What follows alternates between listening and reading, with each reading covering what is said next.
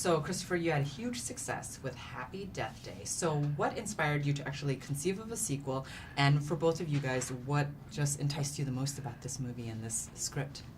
So, the inspiration behind Happy Death Day to You really came from me wanting to continue Tree's story. I fell in love with her character, and I think everybody who saw the first movie did too. And I knew that there was more there. And the other thing that really inspired me was just having the opportunity to take things in a different direction, to kind of push it a bit more, and not make a traditional sequel. I really wanted to push the boundaries of what you can do in a sequel, and I think that this particular movie really allowed me to go for it. And what about the screenplay, when he showed it to you, made you say, "Oh my gosh, this is really awesome"? What I loved about it, what I love about the movie is that I've never seen a franchise where the first movie and the second movie, hopefully we'll get to make the third movie, are slightly different genres. So what was exciting for me about this particular movie was the idea to try and pull that off, which I really feel like probably Chris is the only person who could actually. I don't think if anyone else had written that second script, probably wouldn't have done it. But I really think Chris knows how to get tone. When you're doing a horror movie that's funny, that usually goes wrong. But Chris is one of the few people who can get it right, and so we got behind it, and I'm glad because I love the movie and I love this thing that Chris tried that's never been done before. Yeah, let's talk about the humor a little bit, because I was expecting like a really scary horror movie like the first one, and this one had so many great comedic moments. Why make it so funny? Why is that important? I think it's really important to make these movies funny, because I think the comedy and the jokes disarm the audience, and so it helps kind of push the scares further when they do come. And also, there's something, what this movie is different from the first movie, because the first movie was very much about Tree and Carter, and that relationship. In this movie, we have a lot of other cast members. It's almost like an ensemble piece.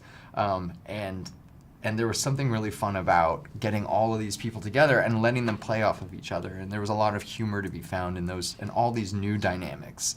And so that was something that really lent itself, I think, to the comedy. And the other thing, too, that really ends up paying off here is that in the first movie, Tree was just discovering what the loop was and, was trying to solve her own murder. This time around, she knows the deal. Like, she knows what a loop is, and she knows what's going to happen. And so she's free. She's not afraid of anything. And so it allowed me to do stuff that was funnier, because she's like, I've been here, I've done it. That's awesome. Now, when it comes to the fans, there are so many fans that love the first movie, and I hear that you guys added a few Easter eggs in there for them. So tell me, what are the fans of the original going to love about this film, and what did you give them in this film?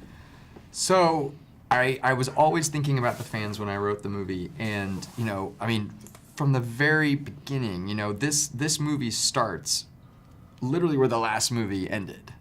We actually have the two scenes intersect with each other. So the very last scene in Happy Death Day 1 repeats at the beginning of this one, but from a different point of view. It's actually from the roommate's point of view. And so from that point forward, it was really about hiding things, especially because we play with this idea of an alternate dimension. And so when fans are watching, there are details buried in all the scenes where it looks similar or exactly like something they saw in the first movie, but if they look closer, they'll see that it's been flipped. It's been changed. So a really good Easter egg is, I'll give it away, is Tree's shirt that she's always wearing when she wakes up in Carter's room. You'll see that in the original movie and in the original dimension, the color palette is different. So when she wakes up in the alternate dimension, it's been flipped. So we were hiding little cool things throughout the movie. There's also another really cool thing, which I don't think has been done before.